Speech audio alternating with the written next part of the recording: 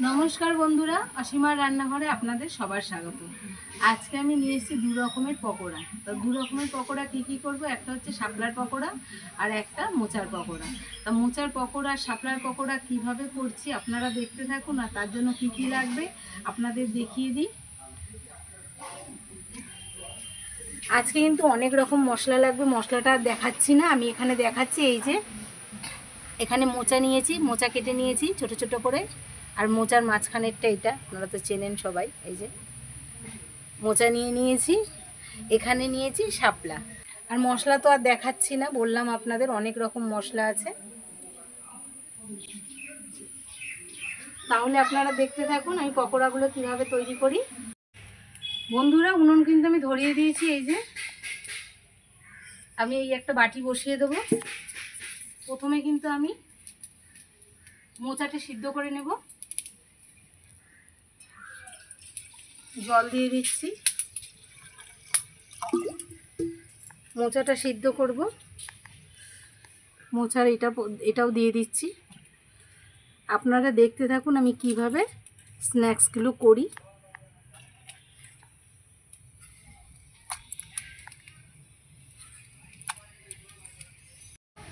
মোচাটা সিদ্ধ বসিয়েছি, এর মধ্যে কিন্তু আমি লবণ দিয়ে দেবো। এই যে একটু লবণ দেব, একটু হলুদ দেব,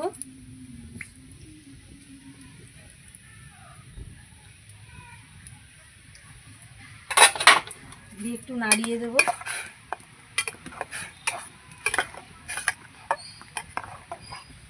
এটা সিদ্ধ হতে থাক, একটু চাপা দিয়ে দেবো। বন্ধুরা, এখানে কিন্তু মোচাটা সিদ্ধ হচ্ছে, ততক্ষণে আমি এই যে শাপলা নিয়েছি, শাপলাগুলো দেখুন এরকম লম্বা লম্বা করে কেটেছি। এই যে লম্বা লম্বা করে কেটে নিয়েছি শাপলাটা। এবার আমি একটু তৈরি করে নেবো, আপনারা দেখতে থাকুন। এরকম কাঠিয়ে নিয়েছি, আমি স্টিকগুলো নিয়েছি। এই যে এরকম লম্বা ছিল, এটাকে আমি দুভাগ করে নিয়েছি। আপনারা দেখতে থাকুন আমি শাপলাগুলো কিভাবে ভরি। এই যে এরকম একটা স্টিক নিয়েছি, এর মধ্যে এগুলো যে কটা হবে সে কটাই আমি ভরবো। এইভাবে কিন্তু আমি শাপলার পকোড়াগুলো তৈরি করব।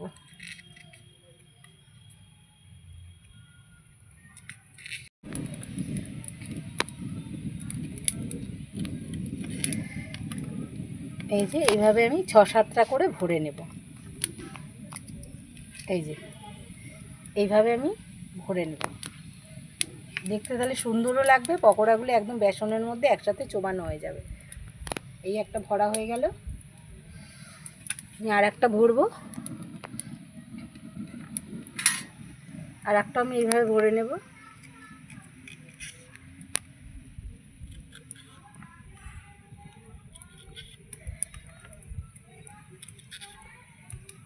একটা একটা করে ভরতে হবে।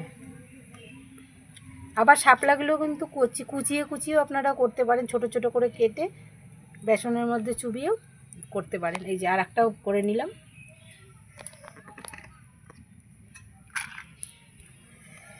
এইভাবে আমি সব কটা করে নেব।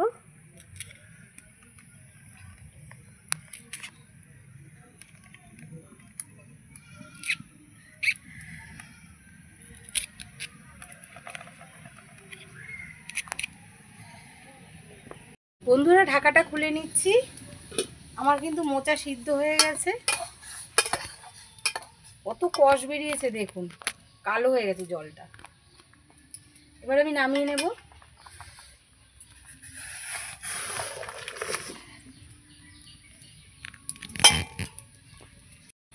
এটা সিদ্ধ হয়ে গেছে, এবার আমি কড়াটা বসিয়ে দেবো উনুনে। এই যে কড়া বসিয়ে দিয়েছি, কড়াটা পুছে নেব। তেলটা দিয়ে দেবো কড়াইতে।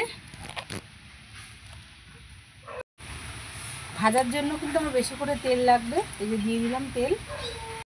এই যে আমি কিন্তু কাঠির মধ্যে সব শাপলাগুলো এইভাবে ভরেছি। এই দেখুন, দেখতে কত সুন্দর লাগছে দেখুন প্লেটটা। এবার আমি এই বাটির মধ্যে বেসন গুলে নেব। চালের গুঁড়ো দিয়ে দিচ্ছি, এবার বেসন দিয়ে দেবো।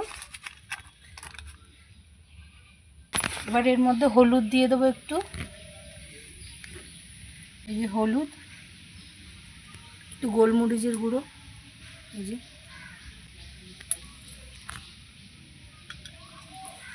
কালো জিরে দিয়ে দেবো,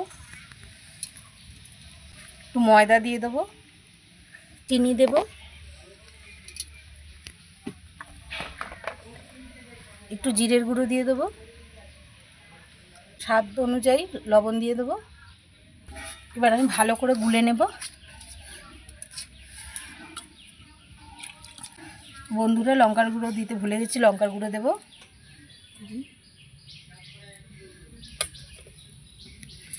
ভালো করে জল দিয়ে এবার মেখে নেব, একটু ঘন করে গুলবো। বেসনটা আমার গোলা হয়ে গেছে, আর এই হাতে কিন্তু নিয়ে নিয়েছি শাপলা। এবার শাপলাগুলোকে আমি কিভাবে দিই আপনারা দেখতে থাকুন।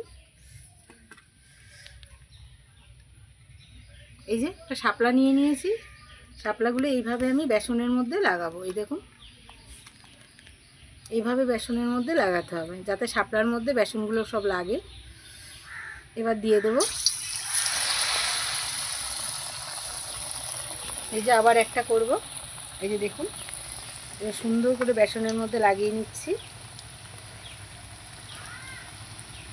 আবার আর একটা দিয়ে দেবো, আর একটাও ভাজবো। এই দেখুন, এই যে বেসনের মধ্যে দিয়ে দিয়েছি।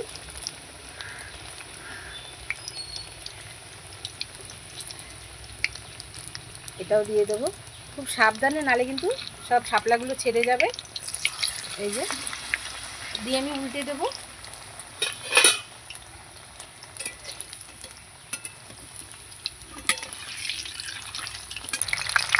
বন্ধুরা এই একটা কিন্তু আমার ভাজা হয়ে গেছে, এরকম করে লাল লাল করে কিন্তু আমি ভেজে নেব। এই দেখুন কত সুন্দর ভাজাটা হয়েছে, এই দেখুন।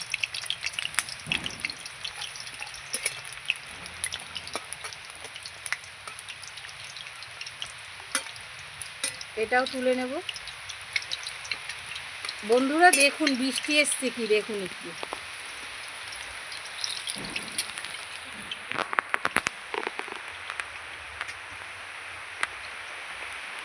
এটা আমি তুলে নিচ্ছি। এই দেখুন কত সুন্দর হয়েছে, এই দেখুন দেখাই আপনাদের একটা। এই দেখুন আমি আবার দিয়ে দেব। এই যে এইভাবে বেসনে চুবিয়ে আবার দিয়ে দেবো। এই যে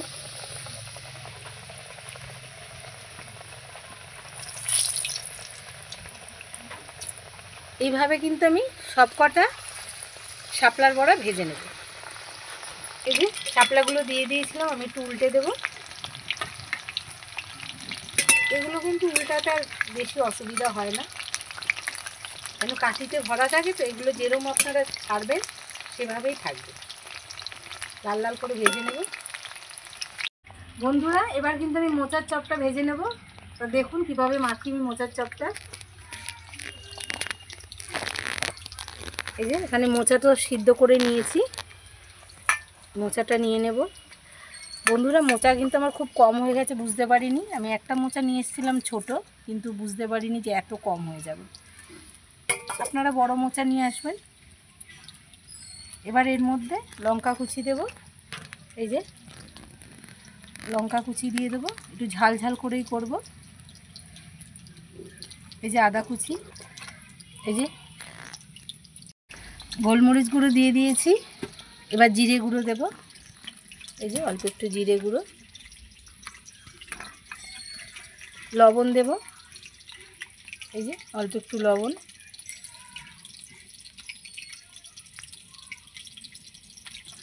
চিনি দেব। এই যে চিনি, এর মধ্যে বেসন দিয়ে দেব, চালের গুঁড়ো দেব, একটু ময়দা দিয়ে দেবো। এবার আমি ভালো করে এটাকে মেখে নেব।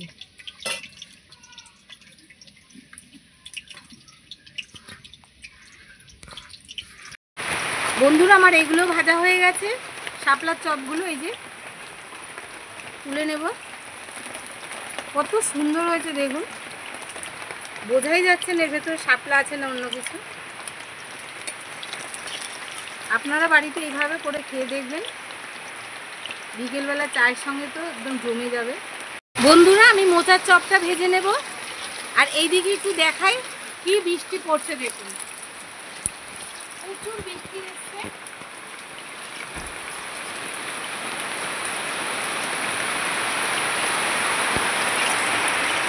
এই যে চপগুলো আমি ভেজে নেব, এই যে এইভাবে আমি ভাজবো,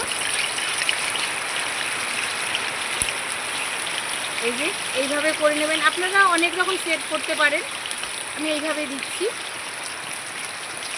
এত বৃষ্টি পড়ছে, জানি না কতদূর কতটা করতে পারবো। এই যে দিয়ে দিচ্ছি। মোচার চপগুলো কিন্তু আমার হয়ে গেছে। আপনারা কিন্তু এই বৃষ্টির মধ্যে মোচার চপ আর শাপলার চপ এই দুটো যদি চায়ের সঙ্গে খান, দারুণ লাগবে।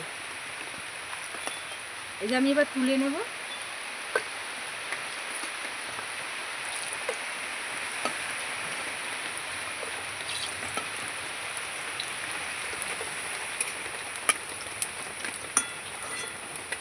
বৃষ্টির দিনে এইরকম যদি হয় চপ, তাহলে তার কোনো কথাই হবে না।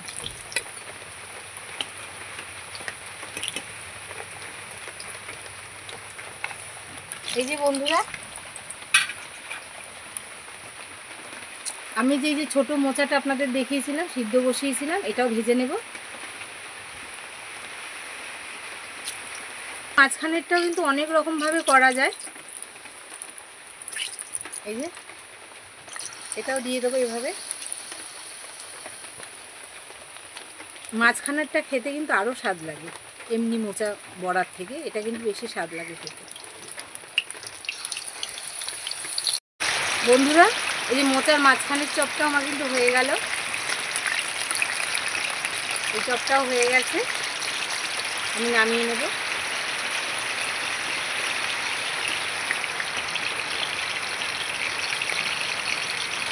এই যে মোচার চপ, এই দেখুন কত সুন্দর মোচার চপ হয়েছে, আপনাদের দেখাচ্ছি কত কুড়মুড়ে হয়েছে। দেখুন কত কুড়মুড়ে হয়েছে। এইভাবে আপনারা মোচার চপ বানিয়ে করে খেয়ে দেখবেন, ভালো লাগবে। আর মাঝখানের এই চপটা তো দুর্দান্ত লাগে, দারুণ লাগে খেতে। এই যে, আর এখানে শাপলার চপ, এই যে দেখুন কত সুন্দর হয়েছে। এটাও কিন্তু কুড়মুড়ে হয়েছে, কারণ আমি চালের গুঁড়ো দিয়েছি। এই দেখুন, দেখুন কত সুন্দর, দেখতেও কত সুন্দর হয়েছে। বাচ্চারা তো এগুলো দেখলেই খেতে চাইবে।